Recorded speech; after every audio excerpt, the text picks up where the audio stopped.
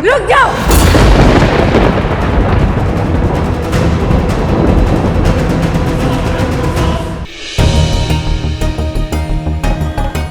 साहस कैसे हुआ मुझे अपना मुख दिखाने का?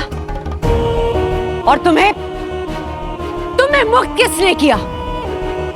मेरी मति भ्रष्ट कर मुझसे इतना बड़ा अपराध कराकर अयोध्या का शीश झुकाकर तुम मेरे समक्ष शीश उठाकर खड़ी कैसे हो? कैसे खड़ी हूं ये प्रश्न तब नहीं पूछा जब तुम्हारे बचपन से अपना घर, अपना परिवार, अपना संसार छोड़कर दिन रात केवल तुम्हें संभालने के लिए खड़ी हुई थी। कितनी अभागन हूं मैं,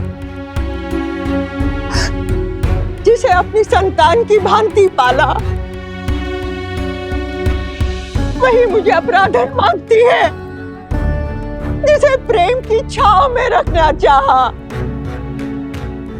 उसी के क्रोध का पात्र हूं मैं। कैकेयी, क्या भूल थी मेरी? ना मैं अयोध्या की पुत्री, ना बहू। कैकेयी से आई किंतु तुम्हारी भांति अयोध्या की ना बन पाई। यही भूल थी ना मेरी। अपने राष्ट्र का प्रभाव, उसका मान बढ़ाना चाहा, उसकी शक्ति बढ़ानी चाहिए। यही थी मेरी भूल। ये सब केवल तुम्हारे लिए किया कैकेयी, केवल कैकेयी राज के लिए किया। परंतु इस राष्ट्र प्रेम का परिणाम क्या मिला? 14 वर्ष का कारावास।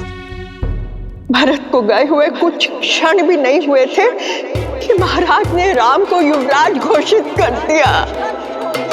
ऐसा कुछ करो कि महाराज स्वयं तुम्हारे पास आए। अयोध्या के सिंहासन पर अब राम नहीं, भरत बैठेगा। भरत बैठेगा। राम के लिए 14 वर्ष का वनवास। कुछ नहीं सुनना है मुझे, कुछ नहीं सुनना है। चली जाओ यहां से। हाँ कैकेयी, चली जाऊंगी अयोध्या से, किंतु एक चिंता साथ लेकर जाऊंगी कि मेरी पुत्री कैकेयी का क्या होगा।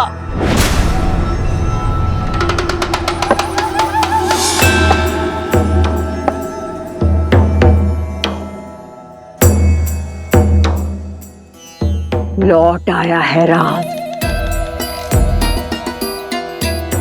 अब देखना कैसे उसके क्रोध की बेड़ियां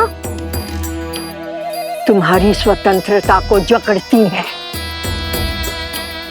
कुछ भी करके राम को रोक लो कैकेयी, अन्यथा तुम और तुम्हारा भरत।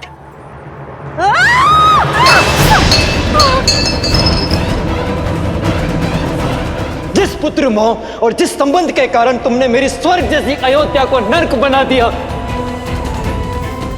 आज उस संबंध को तोड़ता हूं मैं रघुकुल कुमार भरत तुम्हारा परित्याग करता हूं कैकेयी। पत्थर पर भी वर्षों तक जल पड़े तो उसका आकार बदल जाता है, किंतु तुम इतने वर्षों में भी तुम्हारे भीतर का विष कम नहीं हुआ। तुम दंड की नहीं, श्राप की अधिकारिणी हो। मेरी स्वर्ग जैसी अयोध्या पर नरक की छाया हो तुम। नहीं। मेरे घर परिवार पे जो विष के मेघ बरसाए हैं तुमने, उसके लिए आज मैं कैकेयी तुम्हें श्राप देती हूँ कि आज से तुम्हारा नाम पाप, बुराई, अधर्म और अंधकार से ही जोड़ा जाएगा।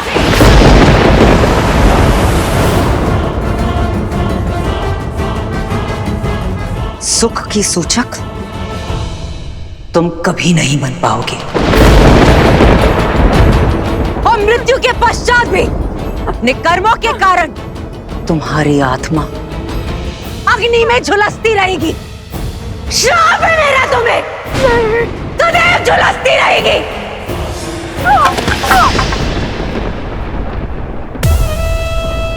दासी हूं ना, जो स्वामी दे सर माथे पर। जाते जाते भी कैकेयी केवल तुम्हारे हित के बारे में सोचूंगी। तुम्हारा लाभ ही मेरे जीवन का उद्देश्य है।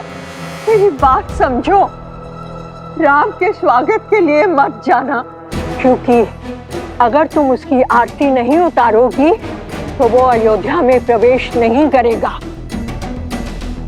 उसे राजा मत बनने दो कैकेयी, क्योंकि यदि वो सिंहासन पर बैठा तो तुम्हारा अंत निश्चित है। केवल तुम ही हो जो राम के उज्जवल भविष्य को अंधकार में डाल सकती हो। केवल तुम ही उसे अयोध्या का नरेश बनने से रोक सकती हो कैकेयी। मत जाना, मत जाना।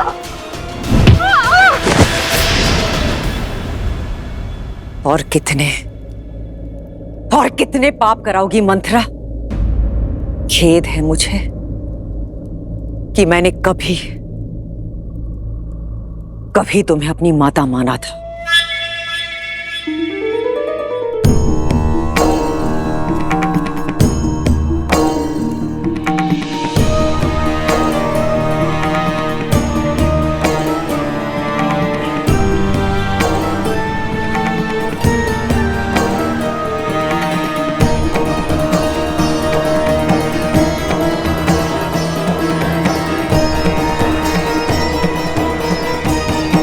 मेरी कटुवाणी ने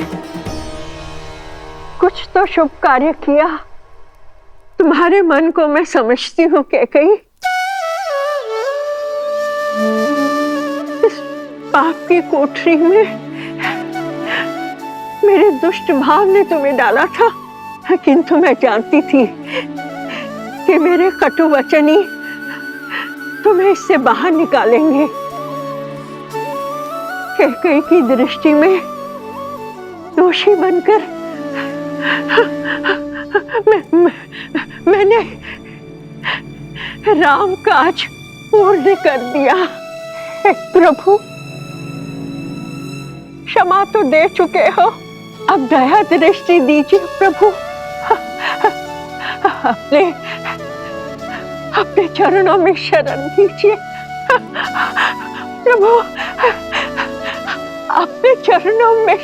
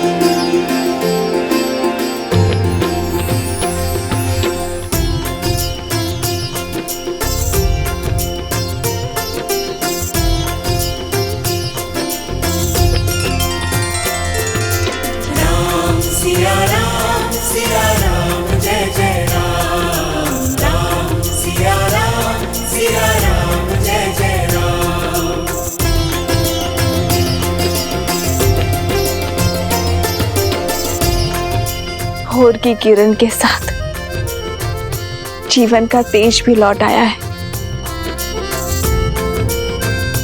कैकेयी माता आ गई है आर्य।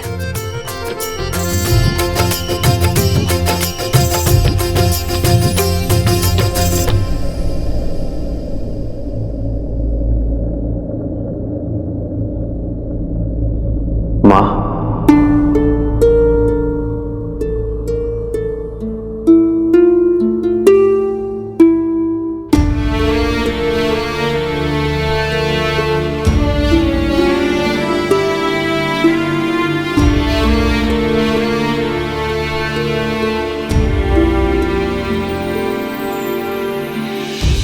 ग्लानि के आंसू है गंगा जल, के प्रभु करते अभिनंदन, मुख मुस्कान हृदय में, कई त्रास हरे रघुनंदन। माँ का श्राप भी वर से कम ना, हर सपूत श्री राम सबन्ना। राम मेरे राम मेरे राम मेरे राम, राम प्रभु राम श्री राम। मेरी माता के ये अश्रु मेरे लिए पवित्र गंगा जल से पावन है। इन अश्रु को हाथों में लेकर ब्रह्म हत्या का पाप मेरे हाथ से धुल गया। माँ आशीष नहीं देंगी माँ?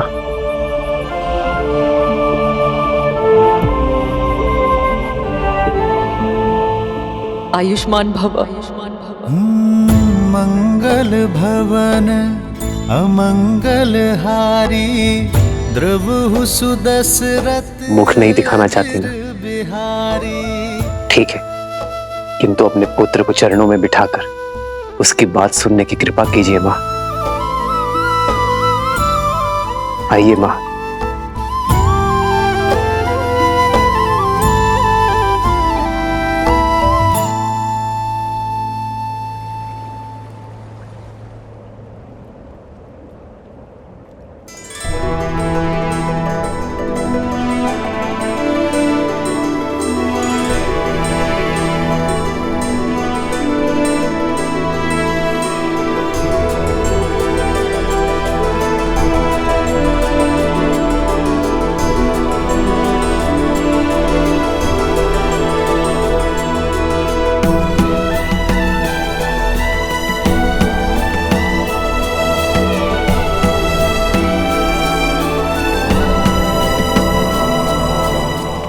बैठिए माँ।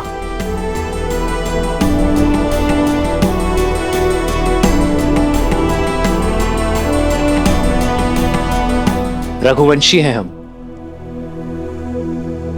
वो वंश जिसका इतिहास धर्म, वीरता और समर्पण की नींव पर रखा गया है, और जिनसे हमें यह नाम मिला वो पितामहों के पितामह महाराज रघु एक महान योद्धा थे। स्वयं देवताओं ने उनके सत्य और शौर्य की प्रतिमा को स्वीकार किया है।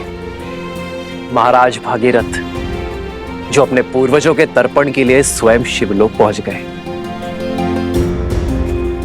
नारायण को प्रसन्न कर उनके चरणों से गंगा बहाई, फिर ब्रह्मदेव से उसे उनके कमंडल में धारण करवाया। स्वर्ग से गिरती मां गंगा के वेग को थामने के लिए महादेव को उनकी जटा में रोकने के लिए मनाया। महादेव की जटा से गिरती धरा को भारत में लाने के लिए स्वयं अपने नखों से नहर खोदी। और महाराज दिलीप की धर्म की कहानियों से तो स्वयं इंद्रलोक भी अछूता नहीं है।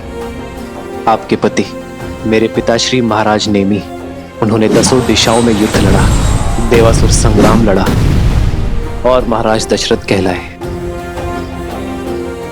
मेरे सभी पूर्वजों ने संसार में रघुवंश की कीर्ति का ध्वज लहराया है, धर्म को स्थापित किया है। अयोध्या के सिंहासन पर अब राम नहीं भरत बैठेगा। भरत बैठेगा। राम के लिए 14 वर्ष का वनवास।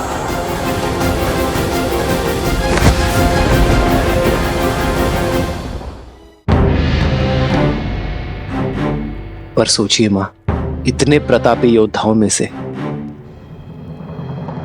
किसी ने दक्षिण की ओर प्रवास करने की इच्छा नहीं की, किसी ने वहां धर्म का ध्वज नहीं लहराया। वो अवसर मुझे मिला मां, मुझे, और वो अवसर मिला आपके कारण। यदि आप मुझे वन में ना भेजती तो रावण का अंत कैसे होता मां? संसार में मर्यादा और धर्म की स्थापना कैसे होती यदि आप ना होती तो इतना बड़ा समाज, मेरे वानर वीर, रीछ, असुर, ये सभी धर्म और ज्ञान की गंगा से वंचित रह जाते। मां यदि आप ना होती तो समस्त दक्षिण आज उत्तम धर्म का सुख नहीं भोग पाता। मां आपका दिया ये वनवास समस्त आर्यवर्त के लिए वरदान बना। वो आप ही थी जिन्होंने महाराज दशरथ से लड़कर हम भाइयों को गुरुकुल भेजा। मां वो आप ही थी जिन्होंने रावण का अंत और मर्यादा की स्थापना का आधार रखा। ये जो मेरे मित्र हैं, मेरे सहायक, मेरे वानर वीर जिन्होंने मेरी रक्षा की, ये केवल मेरा राज्य अभिषेक देखने नहीं आए हैं। मां केवल यहां भोज खाने नहीं आए हैं, ये उस माता के दर्शन करने आए हैं जिन्होंने 14 वर्ष का एकाकीपन काटकर भी अपने पुत्र को समाज और धर्म की रक्षा के लिए भेजा। जिसे आप अपराध समझ रही हैं वो मेरे वानर वीरों के लिए उद्धार बना। इतना घोर लांछन सहने पर भी आपने संसार में मर्यादा और धर्म की स्थापना में योगदान दिया है। मां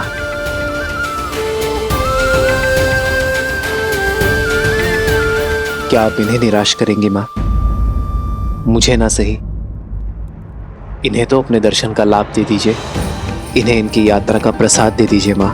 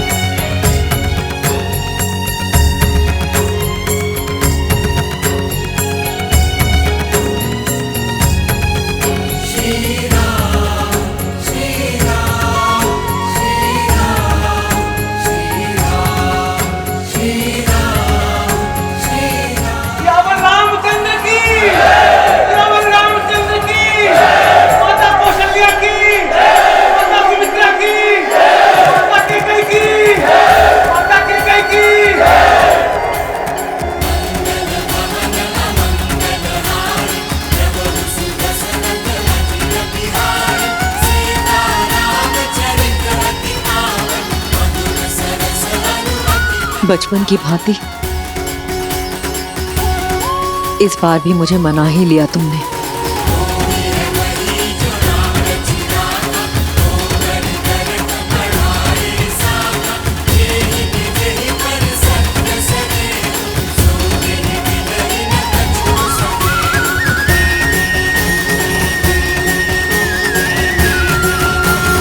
कराए दक्षिण का उद्धार, किंतु अब मेरे राम को राजा बनना होगा। अयोध्या को, अपनी प्रजा को